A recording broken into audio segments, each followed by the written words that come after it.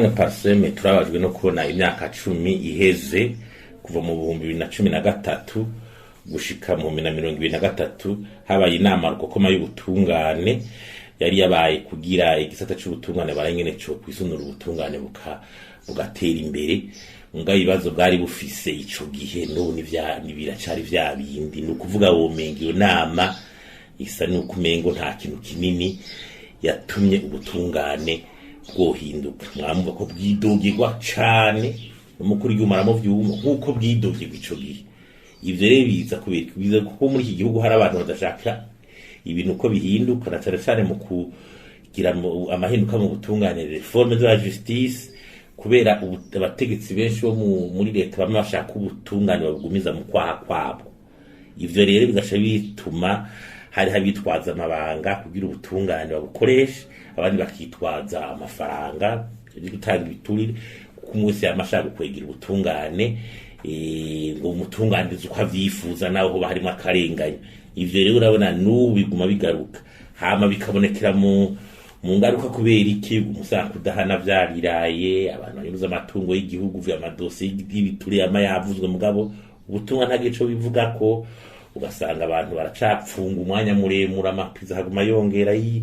yuzura abantu murengera ugasanga abacamanza baguma imanza tacamira ugasanga imanza zaciwe ntiziriko ziraja mu ngiro ugasanga abagwiza atunga ntiko barakingirwa biboneka bigaragara protection des investisseurs n'ubutungane bukingira gati y'akazi na muntu ugasanga n'ubu ivyo bintu ntiturabishikira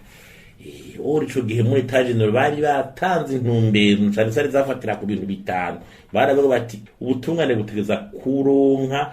kwemeza ko ari ubutegetsi bundi bugira gatatu reconnaissance du pouvoir du chef comme troisième pouvoir kandi bugaragarira mu sentare na ijya sentare na hinyuza ku supreme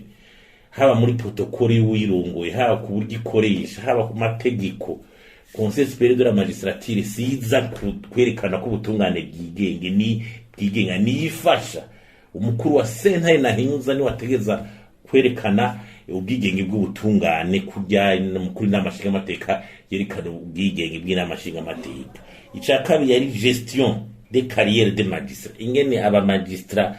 baronka amagrade ingene baduga ta politiki irimwo niyo bakoresha ati tuguhaye promotion atamya kuramara kubera ashaka gukoresha ibinabiriya ugatusanga ari ingene carrière des magistrats ariko barayitunganye babikora kugira baraba magistrats bokoresha ibyo bashatse rimwe. Icyagatatu nuko inspection de la justice yari yasabwe kwikomera ikaje nk'abantu bawunyoye bafite experience byose twumva imanza zaciwe nabi zagize gute ibyabaye hakaba abantu babunyoye bafite experience baza baratanga raporo kugira aba magistrat bashobora kwiba bigeneje nabi bashobore guca babihanirwa.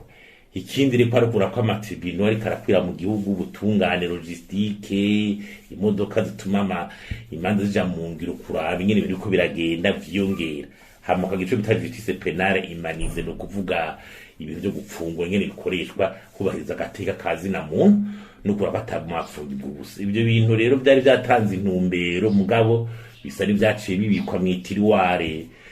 birakwire kuba turaba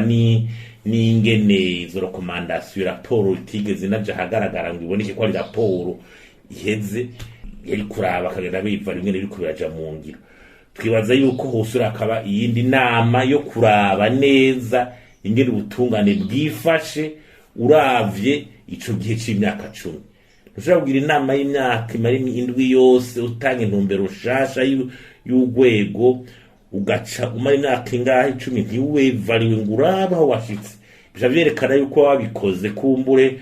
kugira bitwe ko wabikoze mu kamere ka udashaka yuko ivyo bintu bihinduka. Turasavire ko hoba iyindi nama ihuza bose kuraba ikahaze kugira gashobore gukosoka.